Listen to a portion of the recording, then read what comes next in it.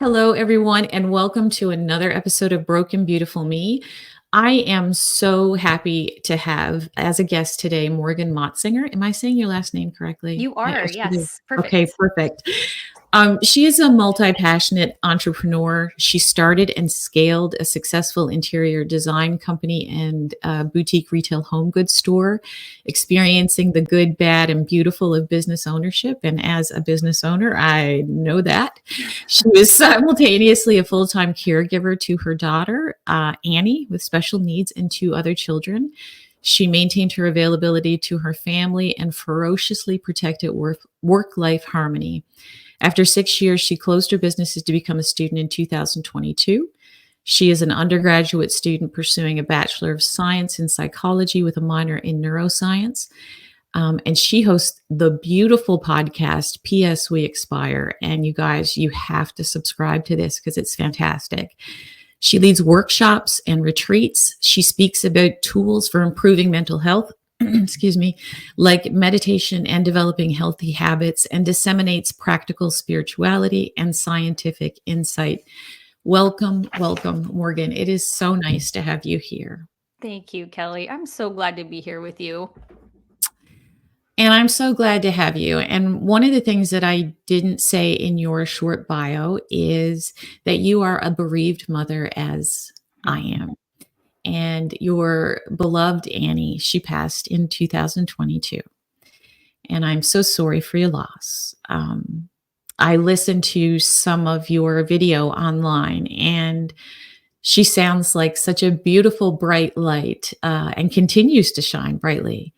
And I'm just wondering if we can start off. Tell me about Annie. Oh my gosh, it's like my favorite thing ever to talk about. Um, Annie, it's really interesting because the disease that she had has been aptly nicknamed a childhood Alzheimer's. So if you can imagine what it's like to be around someone that has some type of neurodegenerative disease as an adult, in an Alzheimer's or dementia patient, is they slowly lose their touch with reality. They slowly lose a lot of physical abilities. You just kind of slowly lose them is what it feels like. And so as we were watching Annie get to this spot where she was talking and running around and eating and memorizing things and doing the colors and potty training and all of that, knowing that she would slowly lose those skills. But one thing that, I could talk about that a lot, and the realities of living with this type of diagnosis for your child. But the thing that I love more to talk about is that Annie never went anywhere. So even though it felt like the connection sometimes was severed by her cognitive decline, it was like Annie was always there. Annie was always there. And that is what drew people to her. She was just this little magnet for beautiful people. She was this magnet for life and love and connection with people. And, she had this superpower when she was still going to school. She was probably in second grade or so.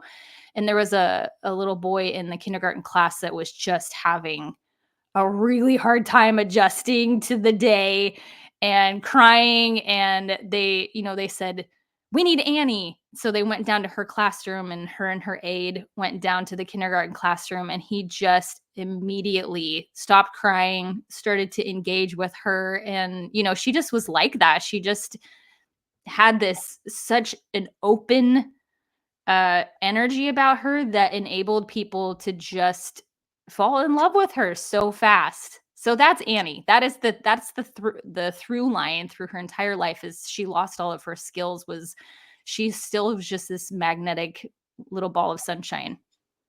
Oh, she sounds so beautiful. And your with your work, it just seems like that sunshine continues. You're doing a service to her in Mm. how you're helping others.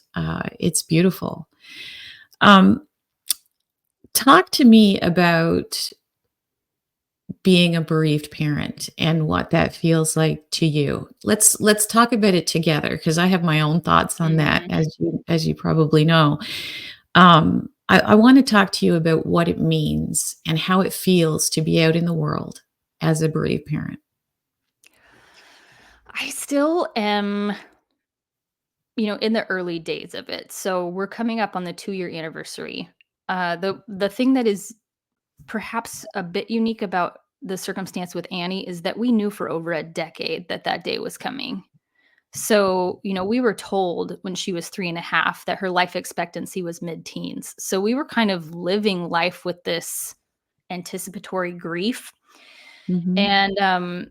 And so when she passed away, it was a very complicated relationship with her death because part of it, which I would have been very hesitant to admit before she passed away, but part of what came with her death was relief Mm. because we weren't waiting anymore for this terrible day to happen.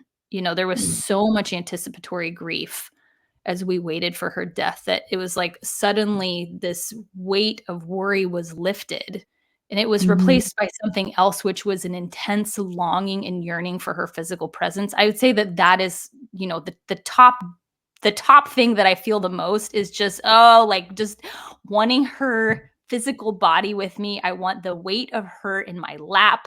I want all of the Yeah. diaper changes and I want the feedings and the medications and the doctor's appointments and the transferring her from her bed into her chair, all of those things, just the physical presence. So it's just been weird. Yeah. I had someone ask me or say something about like how was, I don't think it was like the first holiday without her, and the only word that kept coming to mind was weird. It just feels weird. Yeah. It feels like I'm missing an arm here. It's like I have all these phantom pains, all of these sounds that I'm hearing that my brain is saying, "Oh, that's probably Annie." And then it's like it's almost like the when you're going up a staircase and you don't realize there's no next step there and you kind of stumble. It's like it was that feeling a lot where it's like, "Oh Mm. yeah." It's like it took some time to catch up to what the reality was that she wasn't here anymore. So, like, weird. It's just the big label that I can think of to slap on this whole experience is just it just feels odd. It does. It's a weird time where you are trying to find your footing, right? Mhm. And it's just, um and grief can slap you up the side of the head when you least expect it. I mean, and I listened to one, I think it was the one video of yours, and you talk about Target, and I wanna tell you, I myself had a breakdown in the automotive section of Target and used one of the washcloths for washing your car to kind of Oh. pull myself together. Um, and it was at Christmas. I was in there and I was shopping around and I was trying to be festive and I was like, Mm. this is not happening. And I felt it building and building. And I walked by Jolly Ranchers because my son Steven loved Jolly Ranchers. And that did me in. That was it. And then I said, "What section can I go to that has no one in it at Christmas?" Automotive. So I made Hmm. my way and I stayed there for about 20 minutes until I could get myself back together. And it's just, I think that that's one of the things that nobody really tells you, that it's going to hit you in the weirdest ways. It's going to hit you when you least expect it. And you just have to learn to ride the wave, Mm. um, because there's no denying it. And I think if we were talking to other bereaved parents right now, it would be just to hold on, just Mm. hold on. Because you really feel like you are groundless in this moment. And I'm a little further down the road than you, um, with grief, but when you lose a child, it unfolds like a book. Um, and so it's important that we share our stories to give other people hope. Um, so I want to ask you about living your purpose because you did a video where you talked about living your purpose and why are we so like gung ho about finding what our purpose is. And I was thinking about it and I was like, that's so true because Stephen wasn't searching for his purpose Hmm. up to his death. But I look at his life now and I feel like he fulfilled his purpose. How do you feel about that with Annie?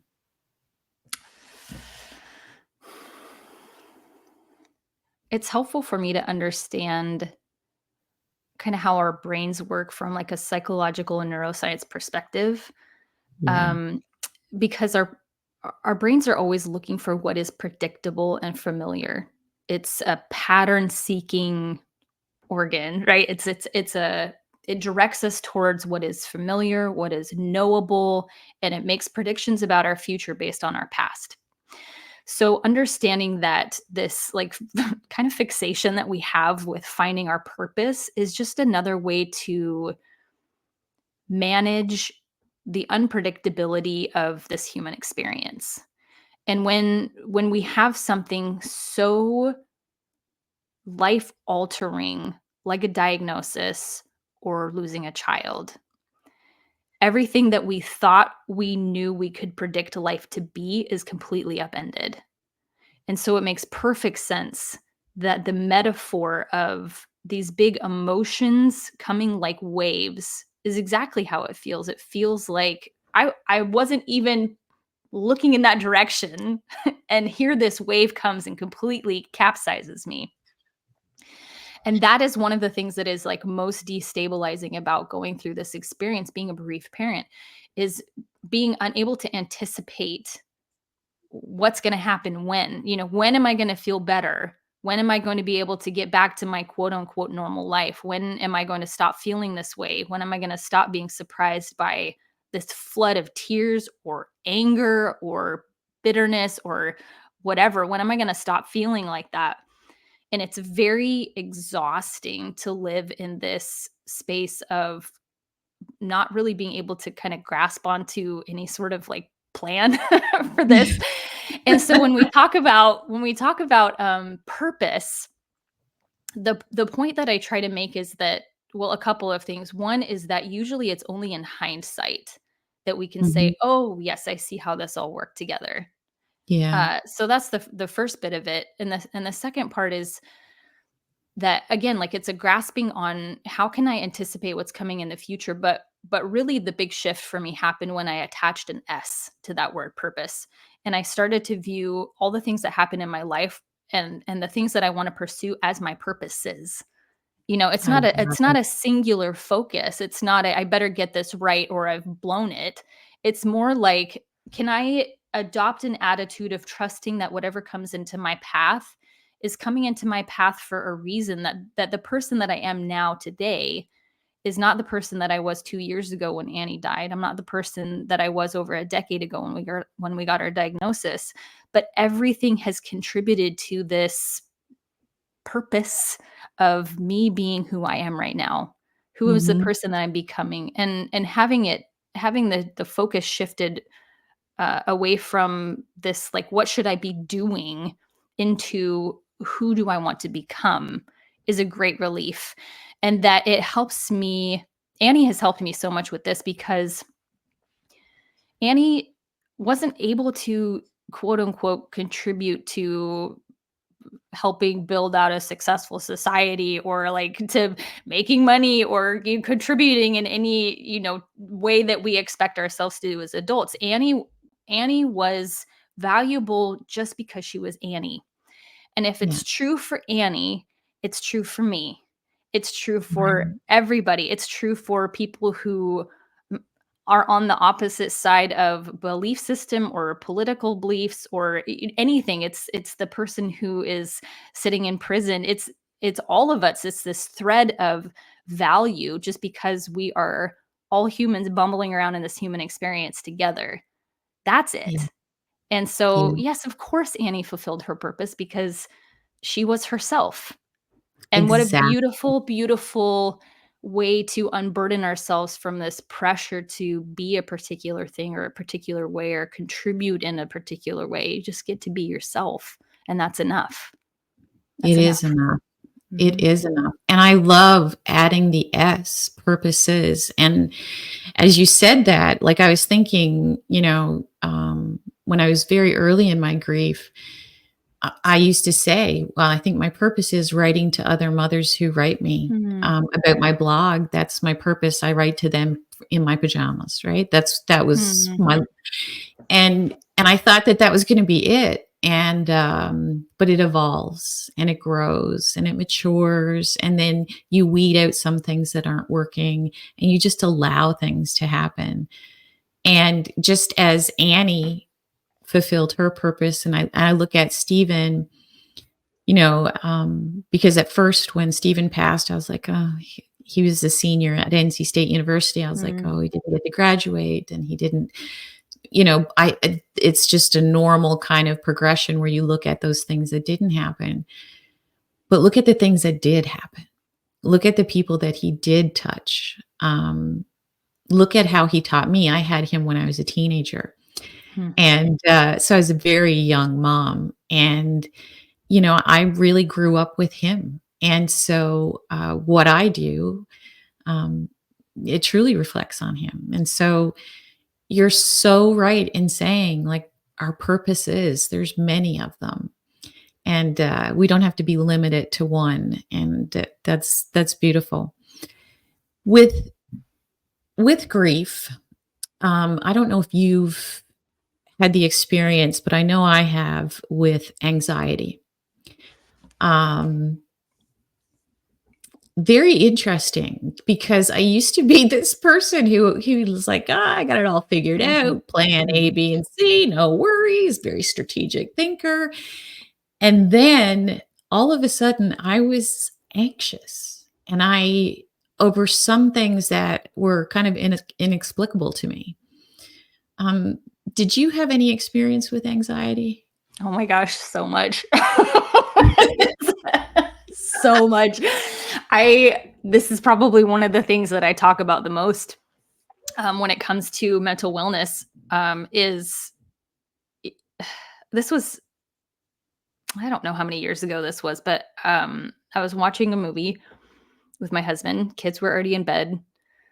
I would say it was probably, at least 6 or 7 years ago, and I all of a sudden was had this sensation from head to toe that felt like I don't know how else to describe it, but it was like it felt like a draining, and then I had swirly thoughts like I'm gonna die. Um, my heart was racing, my hands were tingly. I didn't feel like I could get a good breath, and it wasn't until later that I realized I was having a panic attack. And that was completely foreign to me because I thought I was doing okay. I thought I was, doing pretty well and was managing all the sadness and the stress and the realities of being a caregiver just fine.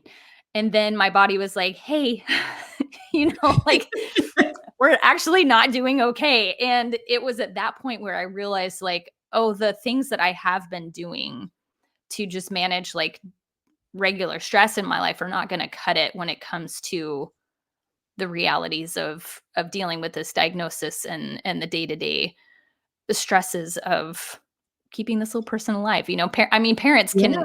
can recognize how that feels like when you have a new baby and you come home from the hospital and you're like, why did they let us leave? Like, I don't know what I'm doing, and you're standing over your newborn and like watching their stomach to make sure they're still breathing because you're so afraid of, all the things that you know Yep. can happen to such a tiny little person. And that really was like a huge wake up call for me to be like, okay, I need to pay attention to my mental health in a much more effortful and attentive way than I have been up to this point. So yes, anxiety has been a big piece of the puzzle for me. And as I have found, just tools and tactics and strategies that have helped me, I think it really boils down to, again, like how our brains are wired for predictability. And anxiety, I think, stems from this other part of ourselves that knows that we cannot control everything. And so Mhm. anxiety rears its head when we're feeling out of control the most. and the most afraid of the unknown. That's I mean, that's been my experience anyway, and it's, a lot of times it'll happen when I'm falling asleep at night, and it's like my body starts to relax enough to let all of that kind of subconscious stuff bubble to the surface and like, "Hey, we're still here. We're still worried about the unknowns in the future." That's usually when it happens for me, or when, even when I'm driving. You know how when you're driving and you're kind of on autopilot and you're like, "Oh, I didn't even realize I made that last, Yeah. couple of miles."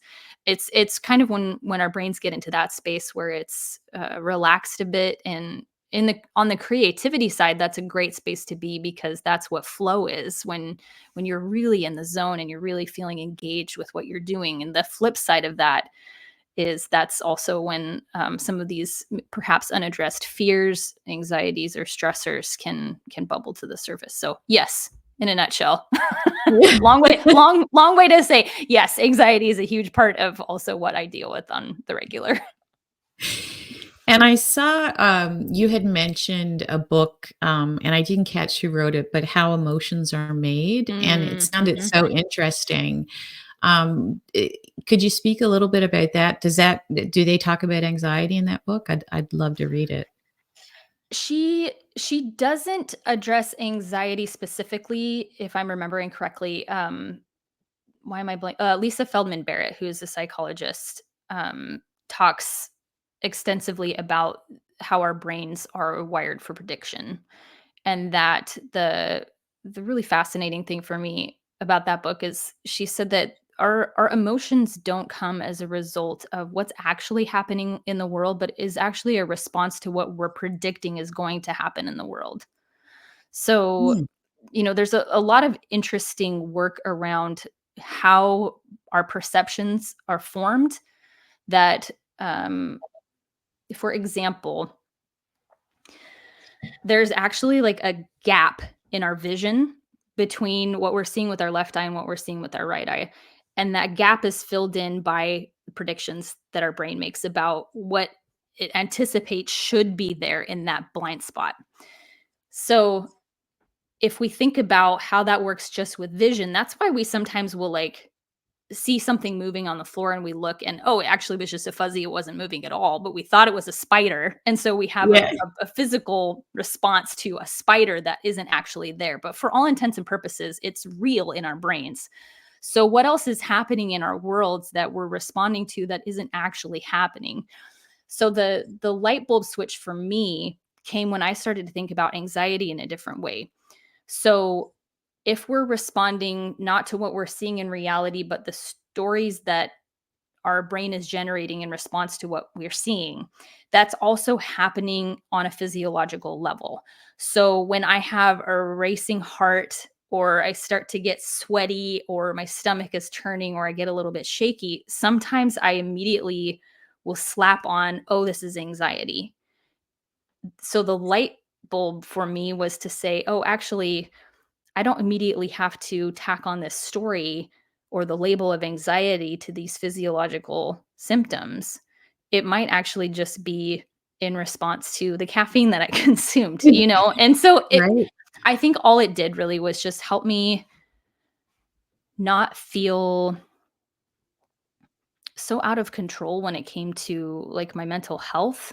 And it Mhm. made me not feel like I was just completely swirling anxiety all the time. It was like it just gave me enough space to say like, oh, I can actually label this differently and do Right. some investigation before I just start to Yeah. freak out that I'm like having so much anxiety when it may not be anxiety at all. That makes so much sense. Because I know that I kind of had to befriend my anxiety Mm. at some point because um, I felt like I was kind of being limiting to my younger son, because I was afraid something was going to happen to him. Oh, yeah. That was a big source of my anxiety. And I mean, I actually, we sat down and we talked about it as a Mm, family. I was like, it's not you, it's me. And I need you to understand that because I don't want you to feel like you're doing anything wrong, but this is me. And so when this happens, we're just going to talk through this as a mm, family. And even now, and my son is now 27, he's living in the UK, living his best life, right? Wonderful. I'm so proud of him. But every now and again when we don't connect or we have this family text going or whatever, sometimes I'll just have this little thought and I'll say, "He's good," right? To my husband. I'll look at him and I'll say, "He's okay." And Brady's like, "Ah, he's great. He's out. He's at the pub. He's doing whatever." And I'm like, "Yeah, you're right." But it's still, to this day, I still have that little, and that's one of the tools I use is I look to my husband and say, "Tell me the truth." Mhm. Like, the world is still okay. Yeah. Um, because he knows that it is something that I have struggled with. I use tools like, affirmations, although there's good and bad with that. I also meditate every morning, and that has been a great source of relief for me. Um, just taking that time to just become still. What do you use day to day in terms of your anxiety? Mm. Well, what you said about your tactic of asking your husband, like, "Is this reality? Is what I'm feeling right now true?" It's so helpful to have someone that you can say, like, "This is the way that I'm looking at it. Can you remind me that that's not the only way of looking at it? That that might be a true experience that I'm having, but it doesn't mean that it's how it is." And there's Yeah, um, the way that I like to think about it is that sometimes we need other people to help us break the spell. You know, it's yeah, like when you're in those swirly thoughts, it's from experience, I know that it's impossible to logic your way out of them. You can't talk yourself out of this, like, no. deep swirl that you're going into, especially when it hits on those really deep nerves of, like, worrying about your kids, you know? Yeah, And so having someone else who can say, like, "Okay, I'm looking at the same thing that you are, and that's not how I see it," or, "Here, let me offer, like, a different way to see it," and to recognize and affirm how scary it is to be in that place of worry yeah, about people that you really care about. So that's definitely a huge one, is having, a spouse, a friend, a therapist who you can speak with regularly to just help break the spell. yeah. Um, uh, some, like, just really practical, tangible ones is that I really limit my caffeine consumption, Mhm. because of the fact that it mimics a lot of those anxiety symptoms in my body, and I don't like how that feels. So I just Yeah, kind of avoid things that make me feel like that. I make sure that I'm well hydrated. That sounds like such a simple one, but it has really profoundly impacted me, just because our brains don't work as well when we're not hydrated, and it yeah, makes it more difficult to get out of the swirly anxiety thoughts when you're not well hydrated. Doing the best that you can to make sure that you're well rested too, prioritizing good sleep is mhm. huge.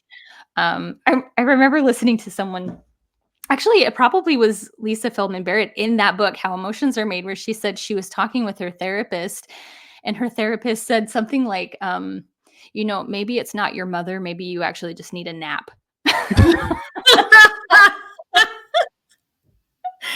And it's this beautiful recognition that, like, our bodies function within the boundaries of what a human organism needs to function well. And so Yeah, sometimes it may not be that it's, actually like this huge uh fight that you're having with so and so. Like, maybe you really just need a good night's sleep and you need to stop scrolling on your phone until midnight. yeah, So those are some really practical things. I Other things that I employ are a daily meditation practice, for sure, has been one of the best tools for me. And mhm. the way that I like to talk about meditation is that the meditation time, the benefits from that are not limited to the 15, 20, 30 minutes that you're meditating. It's for the rest of the moments of the day. Because what meditation has done for me is that it has widened the gap between stimulus and response. So when I Mm, have um, even a thought that comes up, there's a big enough gap right there where I can do some of that work, where I can say, "Is this true? Is this a thought that I wanna continue to think? Like, do I wanna go down that road? Do I wanna entertain these thoughts? Do I wanna indulge in these thoughts?" It creates a little bit more of a gap between, like when my kids who are 13 and 8, so they're still, they're still pretty young, when I've just like had it to here with them and I'm about to overflow onto them and lose my temper or say something I'll regret. Just meditation has helped create that gap there where I can say, okay, Morgan, like I can just observe myself for a minute Yeah. and choose differently. So that has been a tremendous tool for me, when not just for anxiety, but for a lot of other things too. But those are the big ones for me for sure. Mhm. I also used to, when I had early on, when I was very, very anxious about everything, I used to put ice cubes in my hands, and I Hmm. just hold them in my hands just to kind of break up the stimulus that I felt like was happening. It would just interrupt it enough Yeah. so that I could calm myself. And therapy, guys, like, don't hesitate, go and like work through your feelings. It's a healthy thing, and I know it's difficult, and sometimes, especially for men, it's difficult to do that, to step up and step into a therapy session. But it can really help you when you're sitting with someone who doesn't really have skin in the game, so they're Hmm. not part of your That's right. family, and they're not, you can have that kind of conversation where you can be completely honest about your feelings and not have to worry about tiptoeing around someone else's. Yes. It's good to get that stuff out. It's important to get it out, because better out than in, right? Like, and Mm. it doesn't go away unless you get it out. It That's sticks. exactly right. That's exactly right. Um, let's talk about family for a minute, because when you grieve, um, it's not just you. And when you are a bereaved parent and you have other children and you have a marriage, um, it's a lot of different moving pieces with grief with that. And I know that my husband and I grieved very differently. Hmm. And I know that um, sending Brendan to counseling, he was 12, he just turned 12. And so he went to counseling, and I remember having an argument with him in the parking lot of the counselor's clinic. And he was like, I'm not going in there. I said, you are going in there. So it's like this huge thing. And then when he came out after the first session, he said, I don't have to tell you anything. This is between me and the counselor. And I said, Hmm. you're right. This is between you and the counselor. It's important that you have that space. Um, but it was like we had to really figure out our own places in the house, and we had to really figure out how to respect each other's very different journeys. Talk to me a little bit about that process for you with the family grieving and kind of navigating everyone's emotions, and because everyone's emotions are valid and important. Yeah.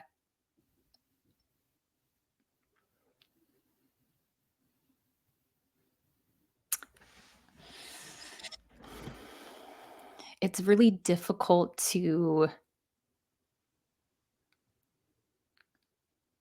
care for other people when you're drowning yourself. Yeah.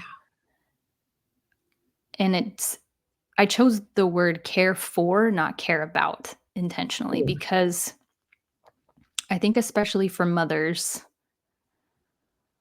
we are used to being the person who's going to fix all the things and make sure everybody gets everything that they need.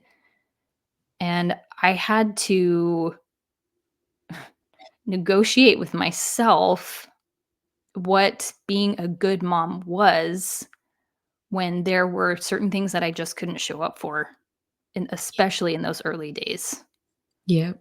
And that's a really, really difficult thing to come to terms with, your own limitations, when your own emotional and mental and physical limitations, when there isn't an obvious sign of it to other people that you're not doing okay. It's like when you have a busted arm or a busted leg and you've got a big cast on it in physical therapy appointments. It's like everybody can see that and be like, "Oh, I know I can't ask her to do this thing because she physically can't do it."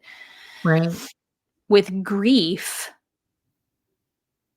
there's no physical manifestation of your limitations. And it's really difficult to advocate for yourself when you know that it might actually be very damaging to yourself if you said yes to things that normally you would say yes to, but you just can't right now. And so we push ourselves, push ourselves, push ourselves to be everything to everybody. And that's when we really face things like a serious mental health crisis, or developing a chronic illness or a serious illness ourselves.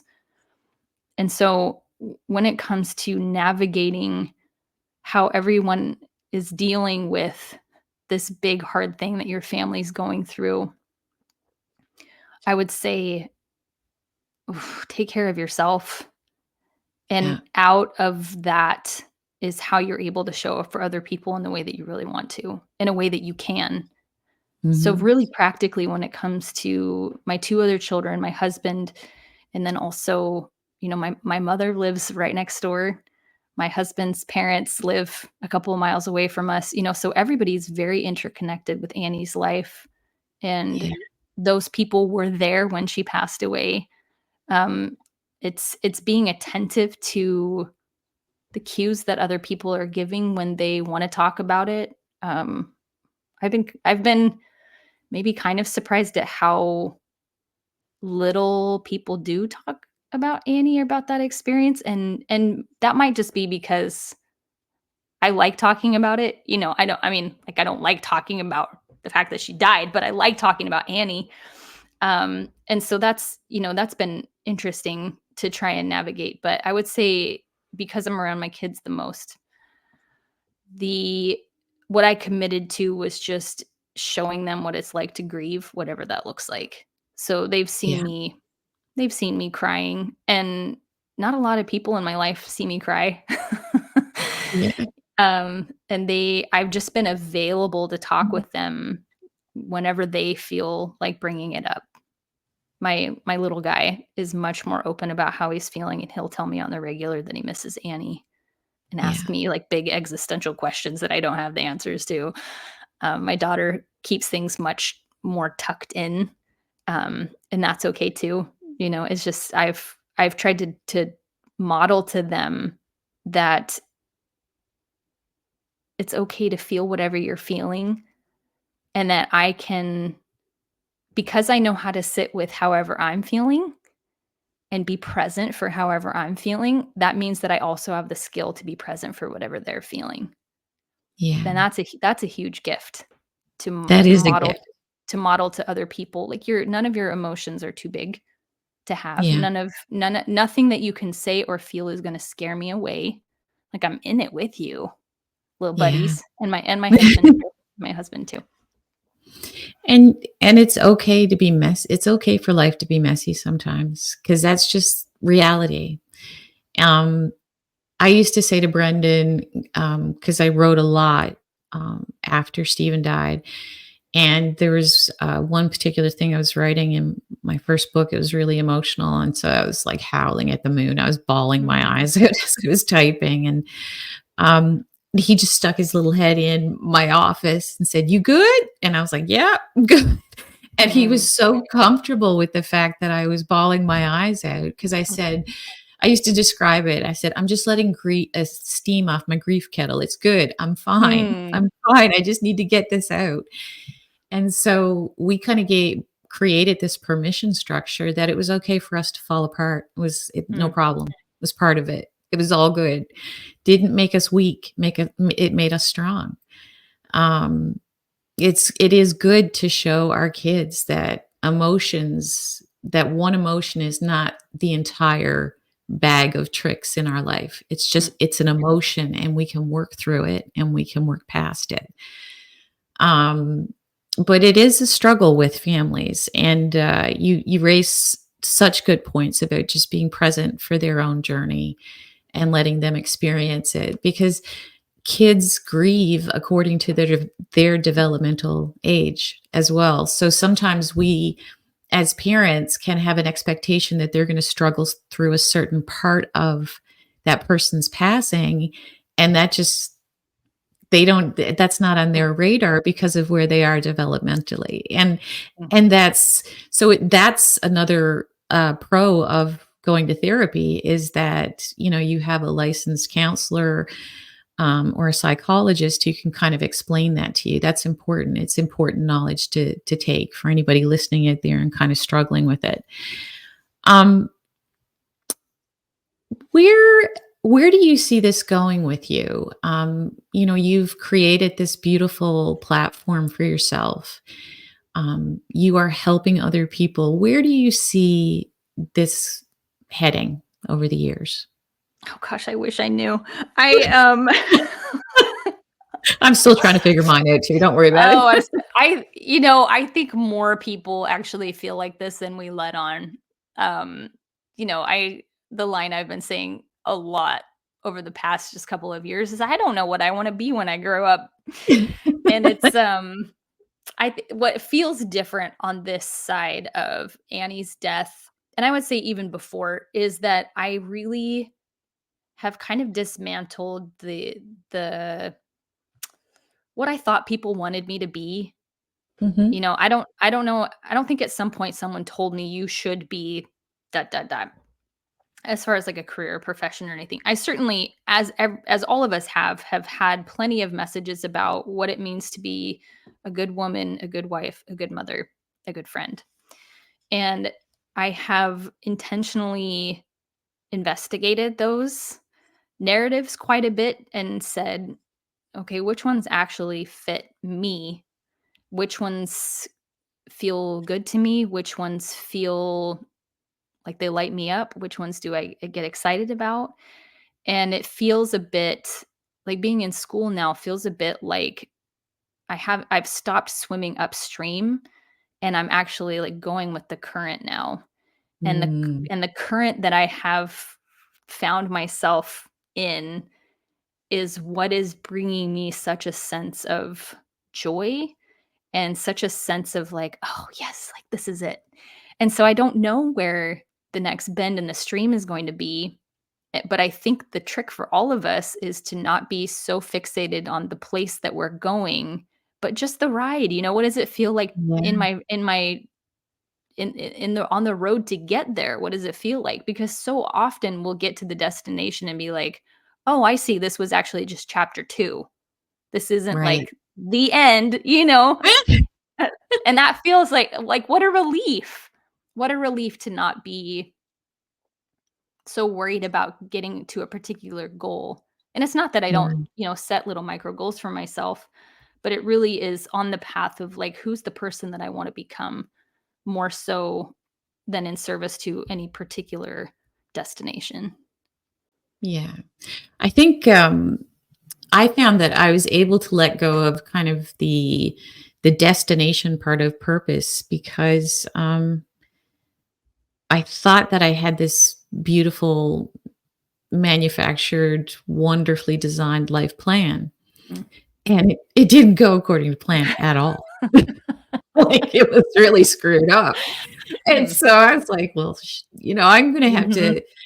I'm gonna have to either double down with this, which it wouldn't Mm. work, or I'm just gonna have to surrender to the reality of it and like you said, be present and enjoy the ride of it, and it is easier when you stop swimming against the stream. Mhm. It is easier. Um, what about What about people in the community and grief? I know I'm all over the place. I apologize. I had these questions and then I listened to your videos. I told Morgan this before the episode started. And now I just want to talk about everything with Morgan. So Mm. I'm sorry if I'm all over the place. I'm great with But this. but what about for people, friends and family who are in the community? So I'll tell you a little story and I wrote about it as well. When I first went back to what we would call regular life, right? Um, my son was a hockey player.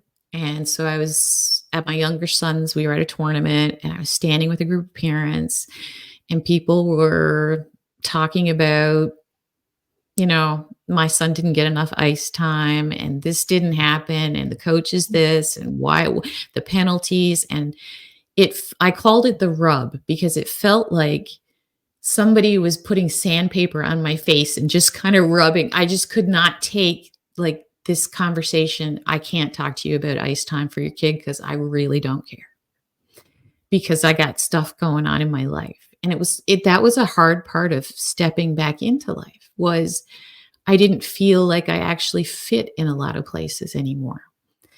And that mellowed with time.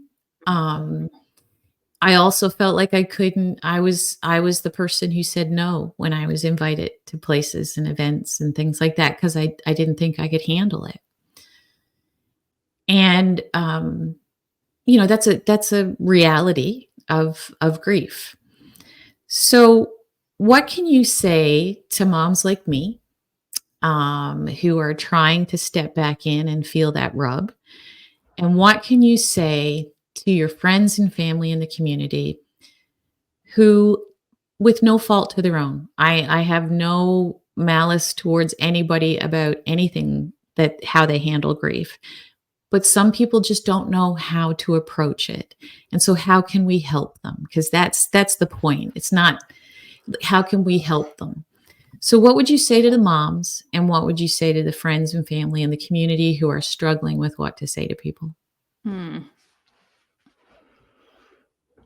Well, I would say to the moms that the people who love you will still be there when you're ready to say yes again. Yeah. That it is just, we know this about life anyway, that our friendships change over time, our relationships with family members change over time.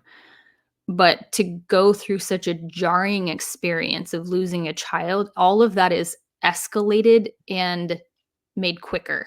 So, some things that perhaps would take place over 5 or 10 years happen in months, Yeah. where, you really start to ask yourself, do I want to spend time with, you know, people who our relationship is around, wine and gossip?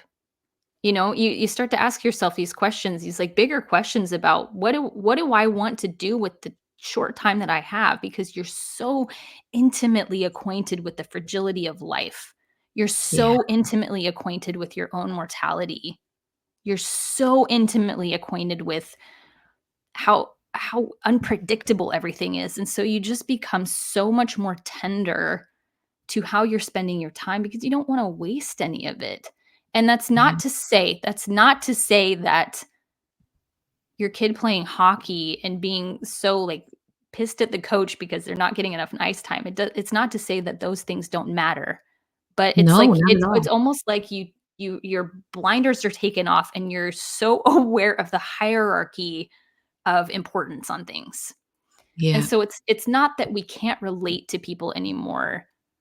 It's really just that we're so sensitive, especially in the early days, to that wound. It's like if you had a big like, cut on your arm, and someone, every time they saw you, they came and they like tapped on that cut, like ow, ow, ow. In those early days, like it's going to be so painful. And then as time goes on and it heals a bit, like you're able to withstand more touches, And so I would just say back to like what I said with how do you manage how everybody in your close group manages their grief? How do you navigate that? I would say even as the context expands to more people in your community and your family and your friends group, the same advice applies. Take care of yourself first. Get in touch with that part of you that knows when you've had enough and it's time to go home, or it's time to say no, or it's time to exit a conversation. It's okay for you to even stand up for yourself and say, like, I don't actually, I'm not going to answer that question right now. Or thank you for wanting to share your advice with me, but I'm not open to any advice right now about how to grieve, you know? Yeah. So it really is advocating for yourself and knowing where your limits are, not in relation to how anybody else is managing their grief. And you might be like, I don't understand how that mom is back to work already. And I'm still, 3 years later can barely get out of bed. Like, just no, no, no. Like, don't compare yourself to anybody else. There's Yeah. so many factors at play. So just know where your own limits are and advocate for those limits. For people who are interested in being there for the people they care about, but they don't know how. Learning to manage your own discomfort at not knowing how to fix it for the other person is the biggest and hardest job that you will do. Because Yeah. it's easy to bring someone a meal. It's easy to sign up for a meal train. It's easy Mhm. to do the things for someone. It's harder to be with them.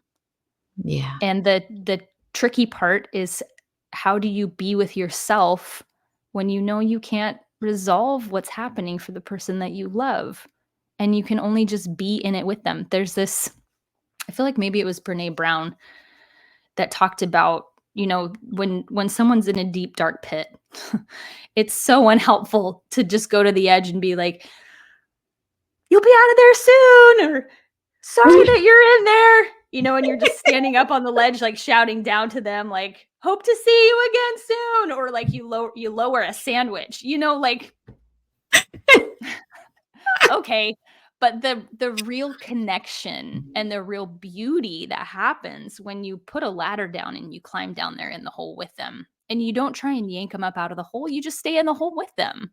And that's a Yeah. really, really hard thing to do. It's so hard to do. So, really practically what that looks like is sometimes just showing up and being like, "Hey, you know what? We don't actually have to talk at all. Can I just fold laundry with you? Like, can I help Yeah. you prep meals for the week?" Just to be side by side with someone, perhaps doing an activity, maybe not talking at all. Maybe you're just watching a junk Netflix show together, but you're just there. You're just there with them. That's my biggest piece of Yeah. advice. Just be with people that you love. That's so beautiful. And I think what I would add to that is, um, don't think that we don't wanna talk about our children. We are Mhm. still moms, and they are still our children, and we are so proud of them, and I love it when people ask me about Steven. Mhm. I love it. It's important that I be able to talk about him because he was a gift. Um, so don't be afraid to talk about the children. It's important. I get a lot of emails from moms, and I always have to respond to I would say 85% of them, and ask them what their child's name was. It's Yes. important. Yes. Speak their name. I want to hear them. I want to know them. I think Um, people get worried that, like, if I bring it up, it's gonna make them sad, and you're like, "No, no, no, like, I'm already thinking about her all the time." So, yeah, yes, like, bring her up. It's not going to suddenly like, "Oh, yeah, my kid died." It's not that. yeah, It's not, you're not gonna remind me with that. What you're going to do instead is invite me to talk about her, and that's just, it's such a right. gift. That is a gift. Okay, so what is one question I did not ask you, but you wish I asked? And what would you answer? Hmm.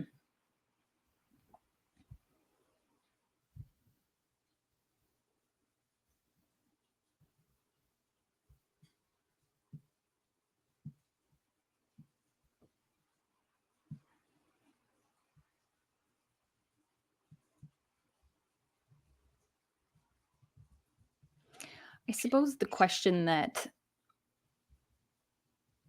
all of us wanna be asked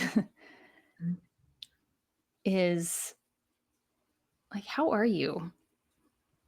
Oh, Like, maybe just in this moment. How are you yeah. today? What's your thermostat at today? And I recognize, like, in a podcast format, that's very different. I think that if we were in person, that I probably would have gotten that from you. Like, how are Yeah. you lately? What's been hard for you lately? What's lighting you up lately? How are you right in this exact moment? How are you? And how would you answer? How are you? Mm,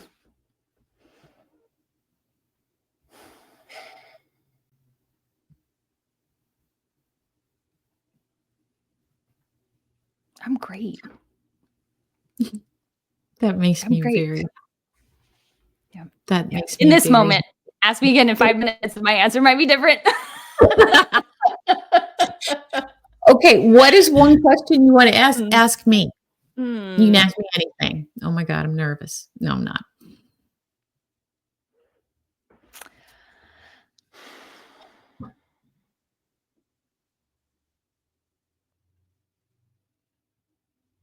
If you could go and tell yourself on the day that your son died one thing, what would it be? Hmm.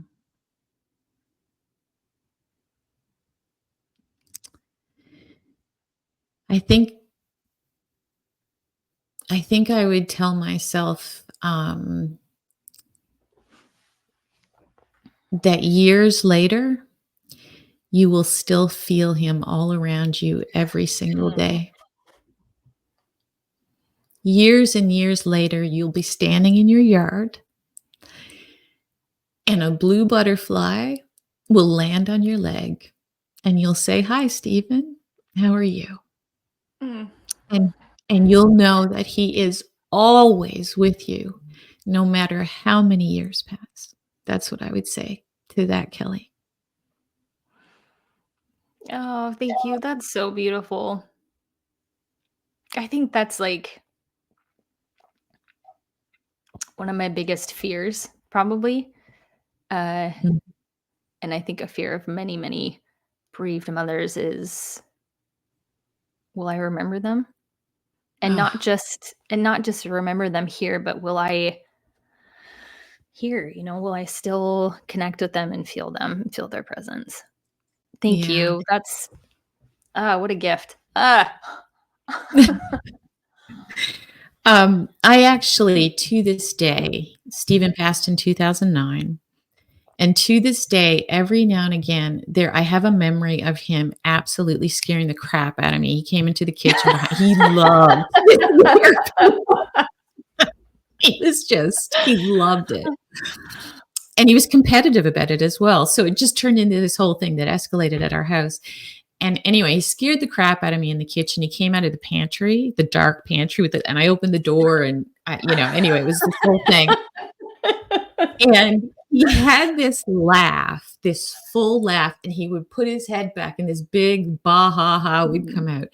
And every now and again, no matter how many years pass, I think about it and I can hear that laugh.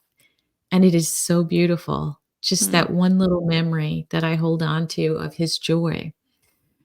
Um, I write a lot about gratitude, and I used gratitude in my grieving process, not to in any way deny the absolute experience of grief, but in a way to tether me and our family to the present moment.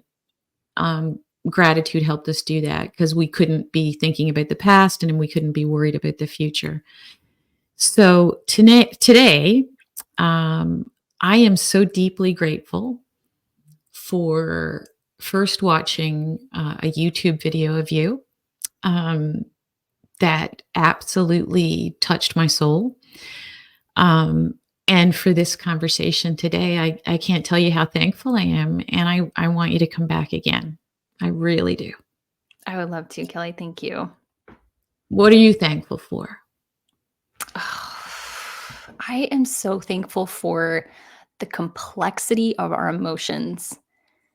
That something that you just said is really very profound. That gratitude doesn't negate all the other emotions. And one of the things that I've learned over the last handful of years is that our capacity grows to be able to hold contradictory emotions at the same time. So we really get into trouble when we try and feel the one thing and ignoring the other thing. So I'm going to feel grateful and ignore that I actually am like super mad about what's happening right now, or I'm going to be happy about this one thing and also ignore the sadness about it.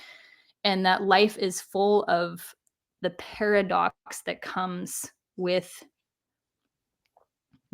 like the two sides of the coin. So being able to, we're coming up on the second anniversary of Annie's death. That day will feel both and Yeah. not either or.